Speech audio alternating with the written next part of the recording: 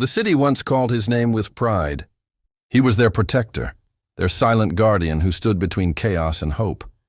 But somewhere between saving others and losing himself, everything changed. The same people who once celebrated him began to turn their backs, whispering lies louder than truth. Ethan Parker, known to the world as Spiderman, had given everything, his sleep, his blood, his peace, for those who never saw the man beneath the mask. Night after night, he returned home with bruised hands and an empty heart, wondering if being a hero meant losing everything human inside him. It started with one rumor. They said he failed to save a child, that he chose fame over life. No one cared about the truth, that he arrived seconds too late. The world needed a villain, and they chose him. Within days, headlines painted him as a fraud, a fallen savior. Friends distanced themselves. The police who once saluted him now watched him with suspicion. Even Mary, the only person who had ever seen his trembling hands behind the mask, stopped answering his calls. Her silence hurt more than any bullet or fall ever could. Ethan wandered through the city he once swore to protect, feeling invisible. Billboards of smiling heroes mocked him as he passed. Every corner reminded him of someone he couldn't save. Every reflection whispered the same question. Was it all for nothing? He stopped wearing the suit. The red and blue fabric that once carried purpose now felt like a curse. Days turned into nights and nights into a blur of regrets. The hero was gone. Only the man remained, broken, blamed, and betrayed by the very world he'd built his life around. One evening, as rain poured down like punishment, Ethan stood on the rooftop where it had all begun. He remembered his first save, a terrified boy in a burning building. Back then, the city's applause felt eternal. But applause fades, and all that remains is the echo of what used to be. His phone buzzed with another headline, Spiderman, from hero to hazard. He laughed bitterly, a sound filled with exhaustion more than humor. Every sacrifice, every wound, every night he spent keeping the streets safe, erased in seconds by the world's convenient amnesia. When darkness becomes your only companion, you start to see the truth in silence. Ethan realized the mask didn't just hide his face. It hid his pain, his fear, his loneliness. The city didn't betray Spiderman. It betrayed Ethan, the man who believed heroes were unbreakable. And that night, beneath the weight of the storm and his shattered faith, Ethan made a silent promise. He wouldn't beg for the city's love again. The next time they saw him, it wouldn't be as their fallen hero. It would be as the man they forced to rise from the ashes. Days turned into weeks, and the world moved on. The city no longer spoke his name, not with hate, not with love, just silence.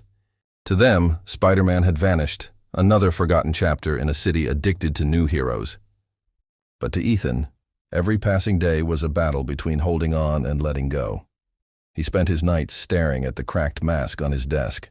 The same mask that once made him invincible now reminded him of everything he had lost. There was a strange peace in the quiet, but beneath it, a storm brewed, one made of rage, betrayal, and a hunger for meaning. Mary's absence haunted him. He had saved her once, years ago, from a night that could have ended her life. She had sworn she'd never abandon him, yet here she was, gone without a word. Ethan didn't hate her. He hated that he still loved her after everything fell apart. He found work repairing old machinery at a corner garage, far from the life he once knew. His hands, once used to swing through skylines, now turned wrenches and tightened bolts. The people around him had no idea who he was. To them, he was just another man trying to survive. At night, the city lights mocked him. Every siren, every scream in the distance, called to the part of him that refused to die. He'd close his eyes and see faces, people he'd saved, people he'd lost, people who'd turned their backs, and in those flashes, he felt the suffocating pull of what he used to be. One night, while leaving work, he saw a group of masked men dragging a child into a van. Instinct took over. No mask, no suit, just Ethan. He ran. The sound of his boots pounding the wet pavement was all he heard as memories flooded his mind. For a brief moment, he felt alive again. He fought them with nothing but desperation. The pain returned. the kind that reminded him he still had something worth fighting for. When it was over, the boy clung to him, trembling, whispering a single word. "Thank you." It broke him. That word hit deeper than any applause ever had. The police arrived minutes later. No one recognized him. No one knew this was the same man they had condemned. As he slipped into the shadows, he realized something. The city didn't need to remember him. What mattered was that he remembered who he was. Back home, rain washed the blood from his knuckles. He stared at the old mask again. This time it didn't look like a curse. It looked like a reminder. Maybe the world didn't deserve Spider-Man, but maybe someone out there still needed him. Ethan stood by the window as lightning carved the sky in half. His reflection looked different, colder, sharper, more awake. The silence that once suffocated him now whispered something else. It's not over. The next morning felt heavier than usual. Ethan woke to the echo of last night's fight still burning in his muscles. Every bruise told a story. Every ache reminded him that the fire inside hadn't died. For the first time in months, his heart didn't feel completely hollow. There was pain, but beneath it, purpose. He opened the closet where the suit hung, covered in dust. The colors had faded, the fabric torn in places, but to Ethan, it still carried the heartbeat of who he once was. He ran his fingers over the chest emblem, feeling memories rush back. Victories, losses, promises, regrets. And slowly, something inside him whispered, "Not yet." He didn't wear it, not yet. He wasn't ready to face the world that betrayed him, but he was ready to face himself. So he trained, silently, relentlessly. Abandoned warehouses became his sanctuary. His fists met concrete, his body learned to endure again, and his mind began to remember discipline over despair. Each night he fought shadows, not men. His own guilt, his own weakness, his own anger. Sweat dripped like confession, and every breath was a reminder that he wasn't broken, just buried. The city might have forgotten him, but he would rise not for their approval, but for his redemption. During those nights, he began to notice strange patterns across the city. Crimes that once seemed random now carried a name, a symbol of someone filling the vacuum he left. A new masked figure was rising, ruthless, efficient, but with no mercy. People began to whisper his name, the Phantom. At first, Ethan ignored it. Let someone else play hero, he thought. But soon the news turned darker. Innocents were dying in the crossfire, and people were saying Spider-Man's replacement was justice itself. It was then Ethan realized the Phantom wasn't saving the city. He was punishing it. The guilt clawed at him. His absence had created this monster. The city didn't just lose a hero. It gave birth to a weapon born from his silence. And if Ethan didn't stop him, more blood would stain the streets he once vowed to protect. That night, Ethan returned to the rooftop, the same one from which he had fallen, the same one where he made his promise. The wind was colder, sharper, and the city below looked like a graveyard of lights. He looked at the mask in his hand, and for the first time, it didn't scare him.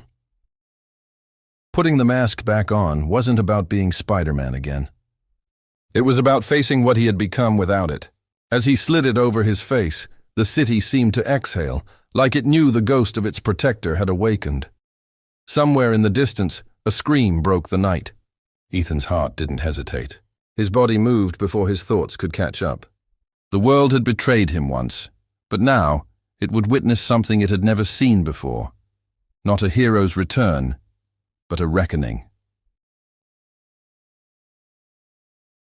The scream led him to the edge of the old district, where the streets were swallowed by darkness and neon lights flickered like dying hope. Ethan moved through the alleys like a ghost, every step measured, every breath steady.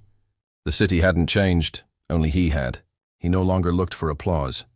He looked for truth. He found the girl near a warehouse gate, trembling, her hands tied. Around her, men in black masks stood guard, their weapons glinting in the rain. Above them, a symbol burned on the wall, a skull split by a spider's web. The Phantom's mark. Ethan's chest tightened. His failure had taken shape, and it wore his shadow. Without hesitation, he dropped from the roof. The sound of impact silenced the chaos. His punches were sharper, his movements cleaner, his fury restrained but pure. He fought like a man possessed, not by anger, but by the need to reclaim what the world stole from him. Within minutes, the men were unconscious, the girl safe. But as he turned to leave, he heard a voice behind him, calm, deep, too familiar. "You finally came back," it said. Ethan froze.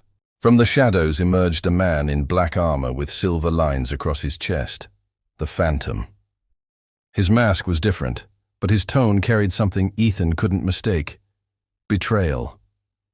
The Phantom removed his mask, and Ethan's world cracked open. It was Ryan, his closest ally, the one who once fought by his side, the man he had trusted when no one else stood with him. Ryan's eyes burned not with hate, but with twisted conviction. "You left us," he said. "You left the city to rot." Ethan's throat tightened. "I didn't leave," he said softly. "They pushed me away." Ryan laughed, cold, hollow. "They didn't push you, Ethan. They revealed you. You weren't strong enough to be what the city needed, so I became it." His words cut deeper than any blade could. For a long moment they stood face to face, two men forged from the same fire, now standing on opposite sides of its ashes. Ryan's armor gleamed like darkness-made metal. Ethan's suit, though old and torn, still carried the light of something human. It wasn't about power anymore. It was about purpose. "I saved lives," Ryan said. "I gave them fear instead of false hope. Fear keeps people in line. Hope just makes them weak." Ethan's hands clenched. "No," he replied, voice trembling with restrained rage. "Fear enslaves. Hope heals. That's the difference between you and me." Before he could speak again, Ryan struck. The first blow shattered a wall. The second sent Ethan crashing into debris. Pain roared through his body, but he refused to stay down. He had been broken before, by loss, by betrayal, by silence. But this time, his pain was fuel. As the two clashed beneath the rain, thunder echoed like applause from the heavens. Sparks flew, fists met steel, and with each strike, Ethan felt a strange calm settle in. He wasn't fighting for forgiveness anymore. He was fighting for redemption, not from the world, but from himself. When Ryan disappeared into the darkness, leaving behind a message carved into the wall, "This city is mine now," Ethan realized the battle had just begun. The world had betrayed him once, but now it was his turn to make it remember who he truly was. The night after the fight felt endless. Ethan's body ached with every breath, but it wasn't the pain that kept him awake. It was Ryan's words. "You left us." They echoed through his skull like a curse he couldn't shake off. He had spent months blaming the world, but now he had to face the truth. Maybe his silence had created more monsters than his mask ever defeated. He sat on the edge of his bed, staring at the city through the cracked window. The skyline flickered like a dying flame, broken and beautiful. Somewhere out there, Ryan was building an empire of fear, and the people who once believed in hope were now learning to live without it. Ethan clenched his fists. Redemption was never meant to be painless. The next day he began to dig. Old police channels, security feeds, abandoned hideouts, piece by piece, he tried to trace Ryan's rise. What he found sickened him. The Phantom had built an underground network that fed on chaos, manipulating fear to control everything from crime to politics. The city had fallen to its knees, and no one even realized it. Ethan couldn't do it alone. He needed someone who still believed in him. Against his better judgment, he found himself outside Mary's apartment. He hadn't seen her in months. When she opened the door, her eyes widened, not in shock, but in quiet sadness. "You shouldn't be here," she whispered. "They'll find you." He stepped closer. "They already did," he said, "and now I need your help." For a moment, she looked at him like the past had come back wearing a broken face. She wanted to slam the door, but she didn't. Somewhere deep down, she still saw the man she once believed in. "You can't fight him, Ethan," she said. "You'll lose." He smiled faintly, a shadow of who he used to be. "I already lost everything," he replied. "Now I fight to earn it back." The words carried no arrogance, just truth. Mary hesitated, then stepped aside. "Then let me help," she said softly. That single sentence reignited something in him. Faith. Not in the world, but in humanity. For days they worked together in silence. Mary gathered information while Ethan mapped the city's hidden routes. Every night they spoke less, but understood more. Between them was an unspoken grief of what they were, what they became, and what they still hoped to fix. Pain had broken them, but purpose was quietly mending what time couldn't. Then came the moment of choice. Ethan discovered where Ryan would strike next, the city power grid. One hit, and everything would collapse into darkness. "He's trying to erase hope completely," Ethan muttered, his jaw tightening. Mary looked at him, eyes trembling. "You'll have to kill him, won't you?" Ethan didn't answer. He didn't know anymore. That night, as he prepared his suit, he touched the old emblem once more. It wasn't about being a hero or proving the world wrong. It was about doing what was right, even when no one believed in you anymore. He whispered to himself, "This is the price of redemption." When he stepped onto the rooftop again, the wind carried the scent of rain and reckoning. The city stretched before him, broken, flawed, and still worth saving. Ethan tightened his mask and leapt into the darkness, ready to face the ghost he once called brother. Somewhere inside him, the fire burned steady. This time, not for revenge, but for redemption. The night was silent, almost too calm for what was about to come. Ethan moved across the rooftops, his shadow blending with the storm clouds gathering above. The city's heartbeat throbbed below him. Sirens, thunder, whispers of fear. He could feel Ryan's presence somewhere in that chaos, like the calm center of a violent storm. The power grid loomed ahead, an iron fortress of humming lights and moving shadows. Dozens of men guarded it, trained, armed, and loyal to the Phantom. Ethan watched them for a moment, the wind cutting through his thoughts. Once he would have charged in with hope. Tonight he moved with precision, like a ghost reclaiming what was once his. One by one he took them down, silent, swift, deliberate. No glory, no thrill, just necessity. Every hit reminded him of who he used to be. Not a symbol, but a man who refused to stand aside while darkness consumed everything. And yet, in every fallen guard, he saw Ryan's reflection, a reminder of how thin the line between savior and destroyer really was. Inside the main chamber, the air vibrated with power. Blue currents ran through steel veins, illuminating Ryan's silhouette at the center of it all. He stood before the control panels, cloak torn, eyes hollow yet burning with purpose. "I knew you'd come," he said without turning. "You always show up too late." Ethan stepped forward, his voice steady. "This isn't you, Ryan. You don't have to do this."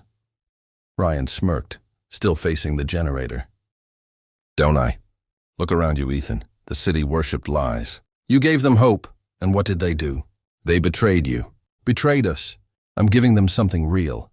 Control through fear." Ethan shook his head. "You're not saving them. You're enslaving them." Ryan turned slowly, his eyes glinting beneath the flickering light. "Maybe that's what they need," he said coldly. "People don't deserve freedom, Ethan. They deserve to be kept safe, even if it means breaking them first." The two men circled each other, years of brotherhood collapsing into silence. Every scar, every choice, every ghost of their past hung heavy between them. "You were my brother," Ethan said softly. "I trusted you." Ryan's expression didn't change. "You made me," he whispered. "When you fell, I had to rise. When they forgot you, I became what you couldn't." The first blow came without warning. Metal clashed with flesh, sparks exploding like lightning. They fought with the fury of two men who understood each other too well. Every strike carried memory, laughter, betrayal, guilt. It wasn't just a fight for the city, it was a fight for the soul they once shared. Ryan's strength was fueled by rage, but Ethan's came from something deeper. Clarity. He wasn't fighting to win. He was fighting to save what little humanity remained in the man he once called brother. Between blows, he shouted, "You can still stop this, Ryan. It's not too late." Ryan's fist struck his jaw, blood spilling into the rain. "It's always too late," he growled. Their battle reached the control core. Sparks rained as circuits overloaded. alarms blaring across the chamber. Ryan lifted a metal rod, aiming for Ethan's head, but Ethan caught it mid-swing. Their eyes locked, rage meeting regret. "If you kill me," Ethan said through gritted teeth, "you'll prove them right, that we were always monsters."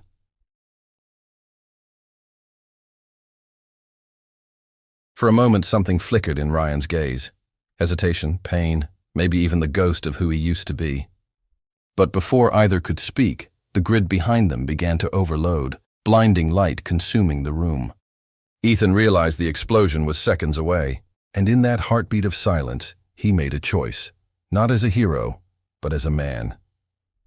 Time slowed as the blinding light grew, swallowing sound, breath, and fear. Ethan lunged toward Ryan, grabbing him by the collar, dragging him away from the surging core.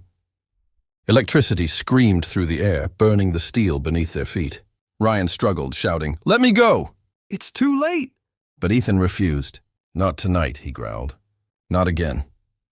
They crashed through the glass window as the explosion erupted behind them, fire chasing them into the open air. For a moment, they were just two silhouettes falling through the storm. Brothers caught between destruction and redemption. The blast's shockwave tore through the